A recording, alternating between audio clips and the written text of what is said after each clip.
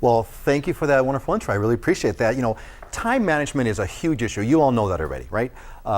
Typically, I'm going to take a wild guess. If you looked at your inbox right now, you'd probably go, oh my God, I got so many emails I got to deal with. Most people, because of the communications, all this technology, we typically have a hard time working with and managing time. Time management is a real big deal. So here's what we're going to talk about for today. I'm going to talk a little bit about what's going on, what's happening, what does this mean?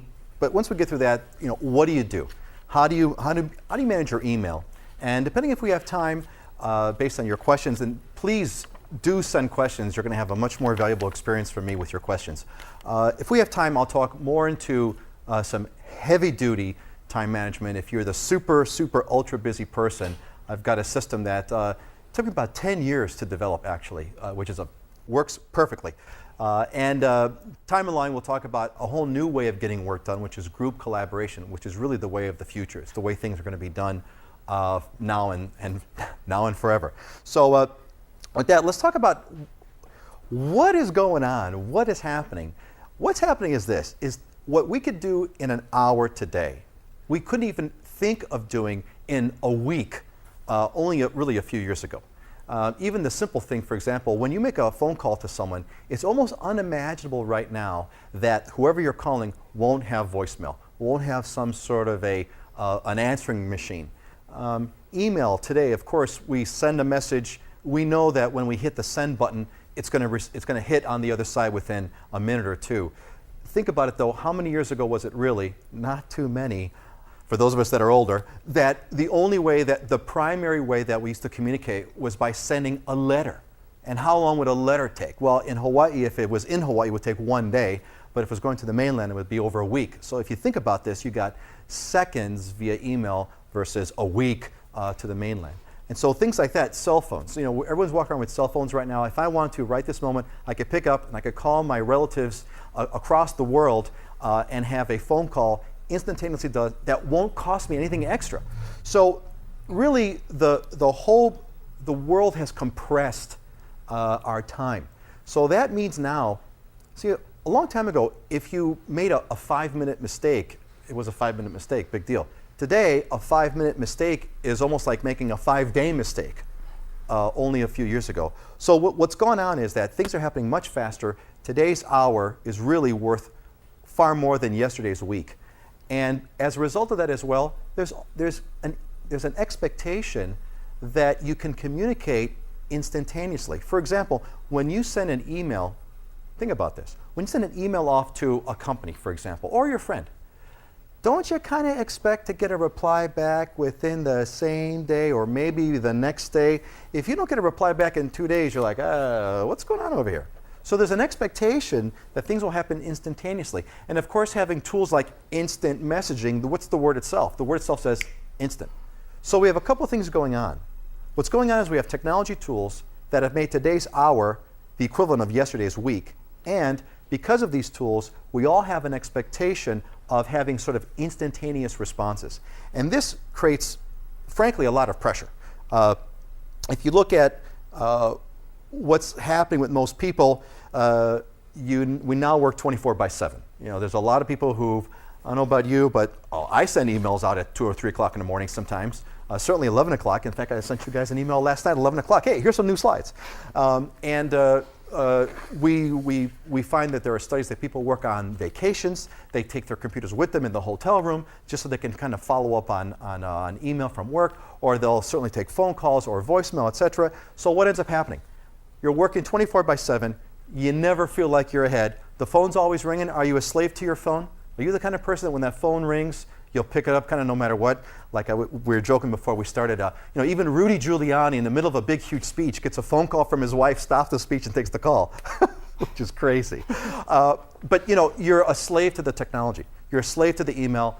Some people get obsessed about it, but certainly you feel that you're never getting ahead. You're never in control. And that's really what I really want to talk about. So what you got to do is you have to really be able to be a master of your life, being a master of your time. And there's a variety of ways to do it.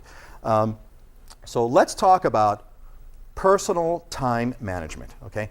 Personal time management, I got a couple things about it, but let's hit the big one first. Let's hit email, all right?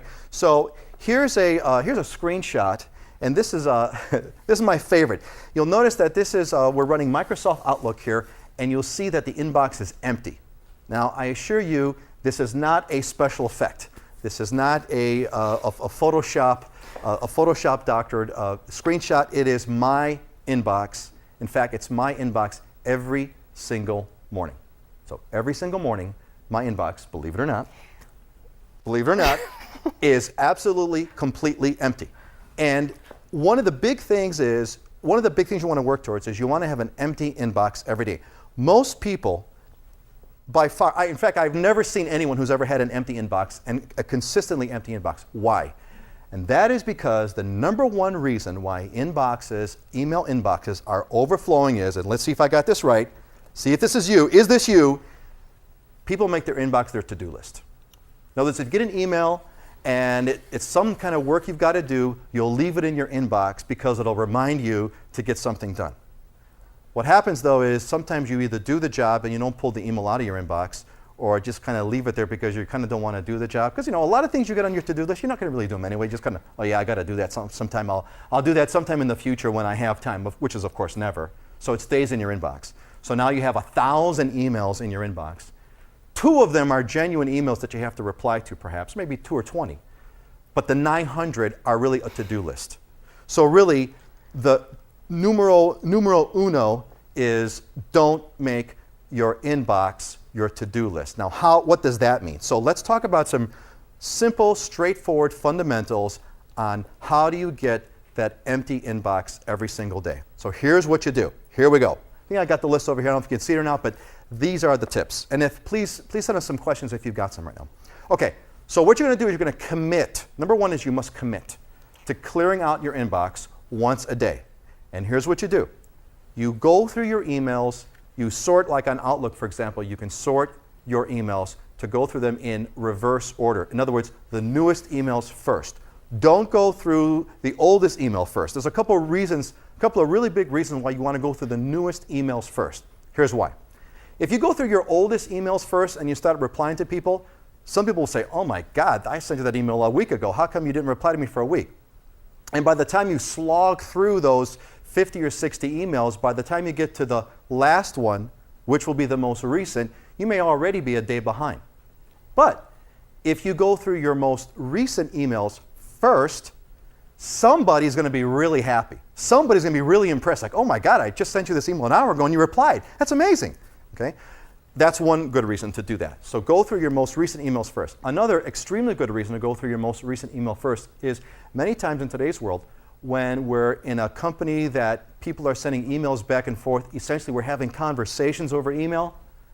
If you get the most recent email first, you could almost read through the whole conversation. There's a bunch of people flying things back and forth, and they may have already decided or come to some sort of a conclusion about some kind of a decision, some kind of a conversation, and you'll find that you've already got the summary. Guess what? You don't need to read and slog through all those previous emails that were a part of the conversation, nor will you make the mistake of perhaps replying to an earlier email on an issue that's already been solved. So you might get lucky, you might get in a conversation that's already been completed, and so really what you could do then is delete all the subsequent emails, the earlier emails that were part of that conversation. All right, so you're going through it in reverse order, you're responding very quickly, almost immediately to ones that are the most recent. You've eliminated all the conversations that you don't need to participate in. Now what do you do with what you got left? Here's what you got to do. And you got to be diligent. You got to go one at a time, right down the line, and don't skip. One by one, you go through these emails, don't skip. And here's what you do. You either do something with it, you file it, or you delete it. One by one by one. So you look at this email and you say to yourself, what am I going to do with this thing? Okay, if it's a newsletter or spam or whatever, I'm going to delete it. Done. Process it means, I got to do something, but I don't want to do it now, because some things you could do right now. You could hit a reply, you could take care of it right this minute, answer the question, give the feedback, whatever it is, immediately do it. Sometimes you can't. Sometimes it's like it's a to-do item. Right? So what do you do with a to-do item? Again, you're not going to leave it in your inbox. What you're going to do instead is you're going to drag that email and you're going to drop it in Outlook. You're going to drop it in the task folder. So what you're going to move, you've just taken that email out of your inbox and you've dropped it in your task folder, which is really where your to-do list is. And we'll talk about organizing your to-do list later. But what you've done is you've just knocked out, again, making your inbox your to-do list. Big, bad thing. So drag, drop, task list, done. 2 questions, Yes. Peter. From DI, how do you delete email you want to keep and don't open? Good. How do you delete email you want to keep but don't open? You're going to do the other thing, which is file it. So you want to create a collection of folders. Now, whether you're using Outlook, Gmail's a different client. Gmail from Google doesn't use folders, but I'm talking about Outlook, which most people use at the workday during the workplace. You want to create a collection of files. Okay, now, for example, what I do is I create a collection of files based on the person sending. A lot of people create files based on topics or projects or companies. I create files based on the person who's sending. So this way, when I get, what's her name? DI? DI. If I have a folder called DI, I'm going to take every email I get from DI and I'm going to pull it out of my inbox and drop it in my DI folder, whether I read it or not, if I decide I need to file it. Sorry, DI, I'm going to delete some of your emails, but what I might also do is I'm going to take, if I want to file, I'm going to drag it and drop it in the file folder. I hope that answers your question. If it doesn't, please send us another email. Okay. Another question? Jet Li, do you recommend reading newest email first, even if you read email daily? Okay, Jet Li says, he wants to know if we use Do you recommend reading newest email first, even if you do it daily? Yes. Yes. Here's why. What do you think is more? Let's assume you're a good email soldier and you go through your email every single day, and you, again, first versus last. The most recent email first, if you reply to it, you might get back to somebody in 5 minutes, which is very impressive.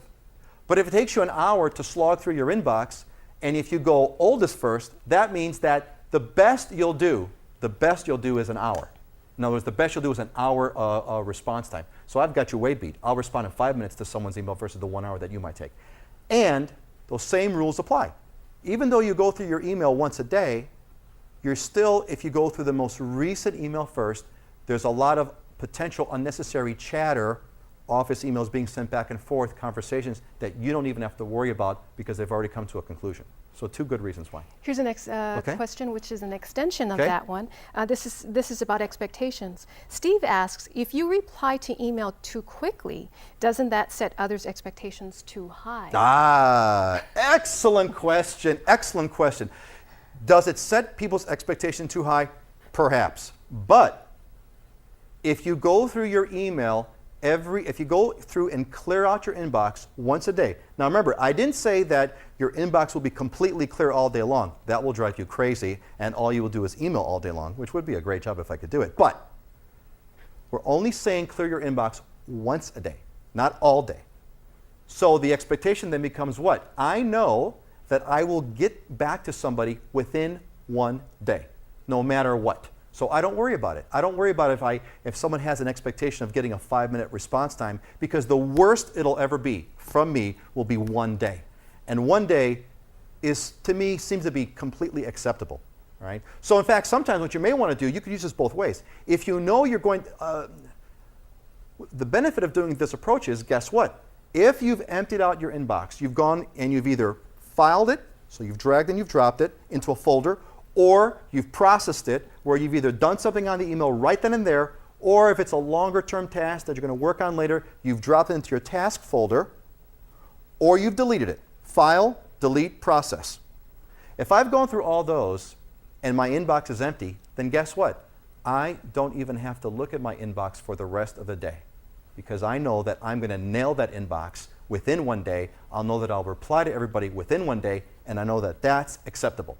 I know that in today's day and age, if people have something really critical to work with me on, they'll probably call. Sometimes, though, people do expect that you are attending to your email every 5 minutes. And for those people, I'm not going to reply to them that day. I will wait 1 day, and I will train them to say, hey, I'll get back to you within a day, but no earlier. If you want me to get back to you sooner than a day, you call me. That's a matter of you training. So it's a very good question. So again, the rule is 1 day. And if you can stick to that, it really, in fact, frees up your whole day. Any other questions? Excellent advice. No. Good? Yep, we're good. So really, that Steve asked that last question, right? Yes. Steve, so thank you, Steve, because you brought me right to my final bullet point, which is, if you can go through your inbox, you process, you file, you delete, you work in reverse order, the inbox is empty, And you got to decide when you want to do it, what's your style. Personally, my style is I like to empty my inbox at the end of the day. And that's because I have a different sort of a lifestyle nowadays, and I like to go to bed knowing that my inbox is empty. And when I go there in the morning, it's really fun sometimes to see an empty inbox the minute I get into work. But the point is, once you've cleared out the inbox, you can be very relaxed for your email throughout the day. Meaning that if you want to check your inbox because you want to see if something's new, fine. But you know what? If you don't worry about it because you know you're going to get to it the next time you cycle around. All right? One more question? Sure. Can we bring it on? Okay. TV Edit is asking this question. What's your opinion on style? It's annoying to me when people write emails with shortcuts on spelling and punctuation, such as they would do in a chat room. Excellent question. So how do you, what's the style that you use in your emails? Do you punctuate like an instant messaging kind of a thing? Like, for example, use the letter U as opposed to the word Y-O-U when you're kind of saying like that? It's the same rule you use with anything else. It depends on who you're talking to. If you're talking to, you don't talk to your mom the way you talk to your brother. You don't talk to your boss the way you talk to your coworker. So it depends on the audience. So if you're talking with, look, when I'm talking with like friends or close family, yeah, man, it's like you, and I'm abbreviating as much as I can because I don't care. Everything's lowercase, no punctuation, whatever, okay? But when I'm talking to customers, you better believe I'm dotting my I's and crossing my T's. My daughter, who's in school, in lower school, when she sends emails to me, I force her to be absolutely correct on all her punctuation because I want her to practice to do good English. So the answer is, it depends on the audience. Be audience appropriate. Who you're talking to should depend on what you do. It's flexible. There's no hard, fast rule, but it's based on the audience. All right? Excellent. All right. Bring it on. So one thing I wanted to, a little sort of a computer minute tip I wanted to give to you was, and this has helped me tremendously on going through this process of, remember, when you go through your inbox, we do what? We either process, file, or delete. So one thing I've been able to do, and this is an Outlook feature, is I have an automatic filing speed boost. So you can't see this real well, but what I've got here is, see if I could show over here. You can't really see this, but on my Outlook, I'm doing some automatic sorting. And I'm doing automatic, I've got some rules built into Outlook. And if you see a little box, a little circle or a little color box by some of these emails, if the email has a color box in my Outlook, it means that that email has automatically been filed. So what I've done is I have another screenshot for you here. And there's a section in Outlook called Rules and Alerts. And what you could do is just hit F1 in Outlook and do a search for Rules and Alerts. I think rules should do the trick. And you'll find out how to create rules. So here's what I do. I've got basically on 80% of your emails come from a very, very small group of people. So what I do is, for example, if I get a lot of email from DI, who sends us a message, I will set up a rule for DI. And the rule says, if an email comes in from DI, I will automatically file it in the DI folder, and I'll mark it, I'll give it a little category. And I have a category called Filed. And the little category called Filed has a color on it. So what happens is, as the emails come in from DI, they show up in my inbox, the little box shows up next to it, so I know that it's already been filed. Outlook has done the filing for me. I don't have to drag and drop. I could just see it right there, and guess what I get to do, DI? I get to read your email, and when I'm done, I get to do what? I could just delete it. I could delete it because I know that Outlook has already moved a copy of that email to your folder. Because I don't know about you, but I'm one of these, I'm a digital pack rat. I like to keep everything. I have every single email I've ever sent, received, or deleted. I even save my deleted emails. And I pack them up once a year, and I put them on a DVD. I keep everything, okay? So for me, I like to file everything. I love, because it doesn't take any space. It's great. So I have Outlook going through the top 20, 30 people that I work with, or 20, 30 companies. You can file on a domain name. So anything at hawaii.rr.com, for example, you can file that as well. So set up a rule on Outlook. So here's what to do with the rule. The rule is you process it based on who's sending it. There's a rule for that. And you move a copy of it to a folder. and you assign it a category. If you're using the latest version of Outlook, you can show a categorized email with a color. Now this is phenomenal because, you should go back to the other screenshot. This is a phenomenal speed boost because now I do a lot of filing. In the old days, I had to pick it up and say, okay, where am I going to drop this? Oh, there's the folder. Pick it up, drop, pick it up. Now I just go delete, delete, delete, delete, delete. I read, reply, delete, delete, delete, delete. So I can really, really zoom through that inbox in no time and clear it out because in fact, this is an actual screenshot, which, by the way, again, this is not a Hollywood special effect. But if you look at that inbox, there's only about 10 emails total in that inbox, just 10. Okay, so that was a few hours later after the morning. But if you look at those 10, now you can't see it clearly, but if you notice, most of those emails have a little colored square next to them. So it means that most of my emails are already filed. So this is a very, very fast way to rip through your emails, have Outlook do the filing for you, and then all you got to do is hit delete. Very, very effective. So what you're saying then is a copy of it is in your inbox as well as in the designated folder? Yes, a copy is in your inbox Okay. and the folder, exactly. Oh, great. So this way I could just delete it. So this might answer this question then. So my Outlook inbox is huge because I like to have digital copies as a matter of documenting for business reasons. How do I Absolutely. get this to be more manageable and quicker to open? Don't make your inbox your filing system. Your inbox is not, your inbox is a place where stuff is for you to get rid of. That's the way you need to look at that inbox. That inbox must be empty. That is your goal in life, is empty that inbox. File stuff, yes, absolutely. That's why God made file folders in Outlook. And you just make folders and you just drag and drop those emails into those folders, or you drag and drop those emails into tasks. Like I said, I keep everything. Even I even store my deleted items. Even spam I keep it all. Because it's free, it doesn't cost me anything. So here's one. How do you get someone to stop sending email blast notifications if you have unsubscribed one or more? Okay, great question. How do you get people to stop sending you email blasts even though if you unsubscribe? That's a topic for another webinar. Okay. Okay, that's a spam problem. That's not really a time management problem. So I am unfortunately not going to be able to deal with that. The generic answer I would give to you is get some pretty good spam protection software and find out a way to kind of put that person on your spam list. And if they're on your spam list, then it won't matter if they send it, you won't even see it. That's what I would do. Okay. All right? All right. Well, I hope that gave you a really good idea on how to handle your Outlook. I think we're coming up on our half hour over here. So I think I'm going to just kind of, we'll close it up talking about some. Actually, Peter, we can go to an hour. Should we go for an hour? Okay, yeah. do we have a call for an hour? Hey, folks, how about this? Let's go interactive. For those of you that are watching, should we stop now and just finish the rest of our lunch, or should I keep going? Let us know. I will do whatever you say. How's that? All right? Yes, I'll keep tally. Send it in. Here, send in your votes. Make them stop. Make them stop. No. Jet Okay. Li said no. Okay, so that No means what? No means he doesn't go. want to stop. Okay, don't stop. All right. Keep going. He said keep going. All right, we will keep going by popular demand. So let's back up for a minute now. So I hope you all got a pretty good idea on how to manage that inbox. Some very quick tips on going through your email. But really, email is just a portion of the big picture. The real big picture is time management. How do you manage your time? And I will tell you this, especially in today's world. Well, remember, 5 minutes, today's hour is yesterday's week. Understanding time management can have an incredibly humongous effect on how many things that you can get done, how productive you are, and ultimately, it's not just about work, it's about life. It's about having the time you want to do the things you want to do. Okay? Let me give you a very simple example of what I've been able to do to apply this in my own life.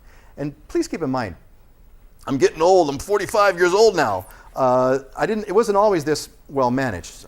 Back in my 20s, merely 20 years ago, which is hard to believe, I was a mess. Okay? I used to come to work at 9 o'clock in the morning, work till 3 o'clock in the morning, kid you not. My desk was piled high with paper everywhere. Okay? Of course, I knew where everything was, but no one else did.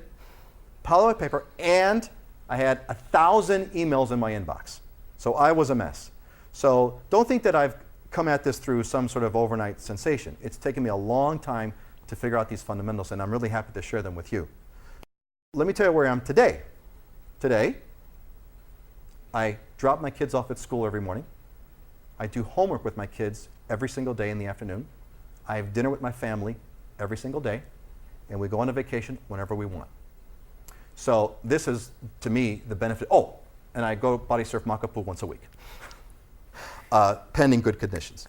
So this is the result of time management. This is the result of organizing your life to get things done. And I might say, if I could say, that the people that I work with on a professional basis, my customers, my colleagues, etc., always get things done when they need them from me on or before the day that they're due. So I'm able to get all the work I need to get done, all the work that I've promised, and yet enjoy a real life, not a slave to it. When my phone rings, my phone's over there, whether it rings now or not, it doesn't matter. I'll probably have 4 or 5, maybe 10 more emails waiting for me after this talk. It's not going to matter. I know I'll take care of it. So time management is the key. Frankly, time management is the key to having a great life. And let me give you some of the most simplest fundamental about what time management really is. People, when you ask people to do a certain thing, they may say, oh, I don't have time. Or what about this? I don't have time. And that is, it's not a lie, because people mean it when they say it. But what it really is it's not high enough on my priority. Here's why. I argue that you do have the time. Why? Will you eat today? Yes, you will. Will you sleep tonight? Yes, you will. Will you have to go use the restroom at least once today? Yes, you will. How do you have time for that? The answer is, because it's high on my priority. Okay? So it's a matter of prioritizing. Time management is really about prioritizing. And prioritizing is really about not saying yes to things, but saying no to things. The key is, if someone asks you to do something, you need to know a couple of things. A, are you going to do it? Okay?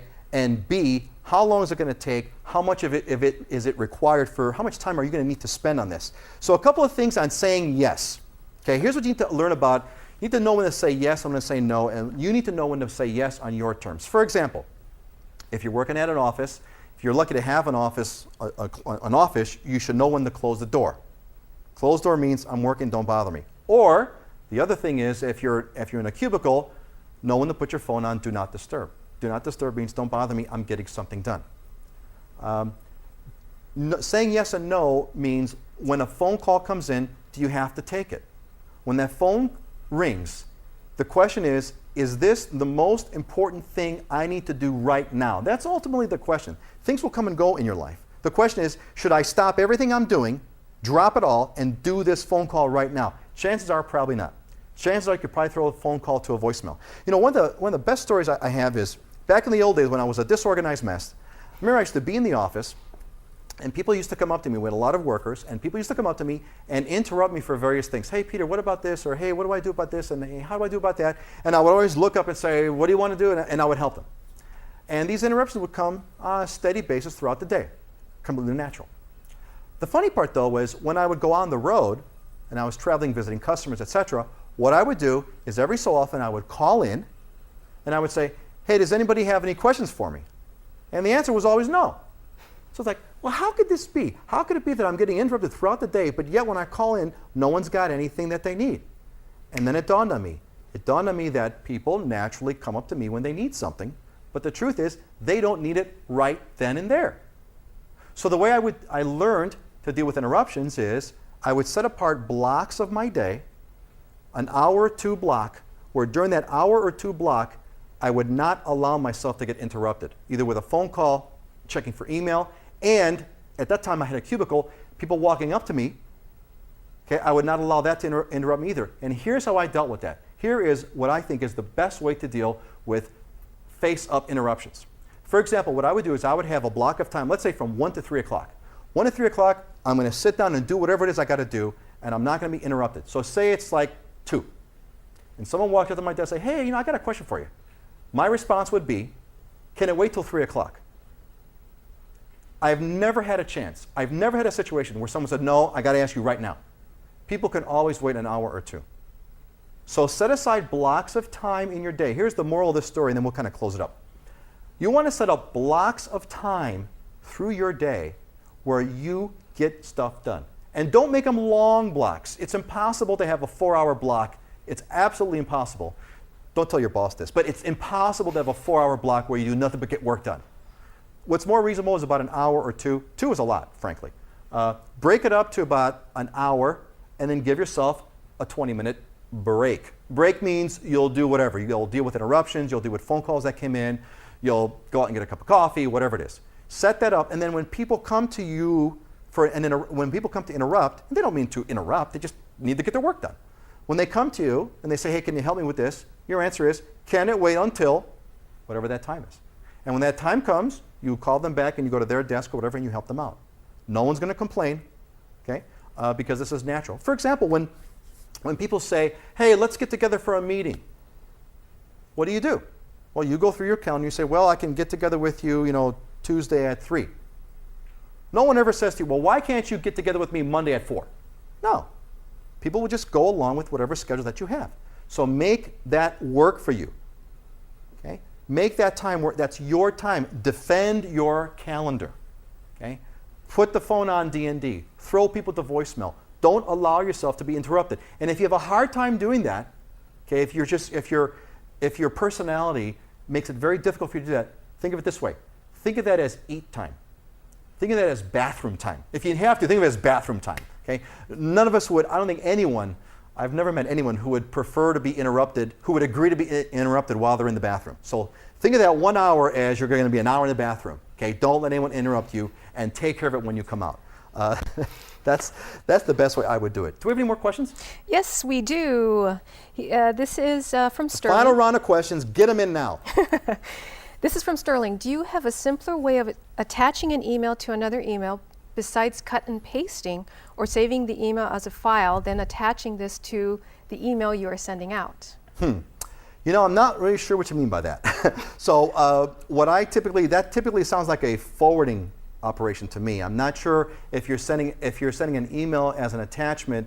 I don't see what the difference would be between forwarding that email to someone else, because when you forward that email to someone else, you're attaching that email sort of and sending it to that person. So if you could give us some more clarity, I'm hoping you're still listening or watching. Just if you could rephrase that question, I could do a better job of answering it for you. He did respond, not forwarding, because I am responding using an email with a previous email of what was sent under a different topic heading.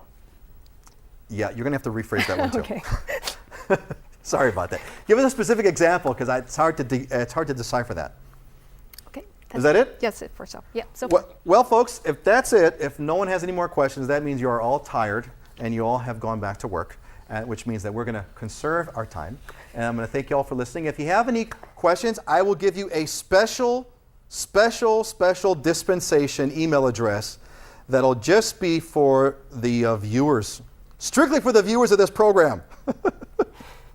Let's see who's really watching. All 2 of our viewers right now. You're going to send an email to peter@aroundhawaii@cybercominc.com. peter.aroundhawaii@cybercominc.com. Hope this was useful to you. Send some feedback, and we'll see you next time. Aloha.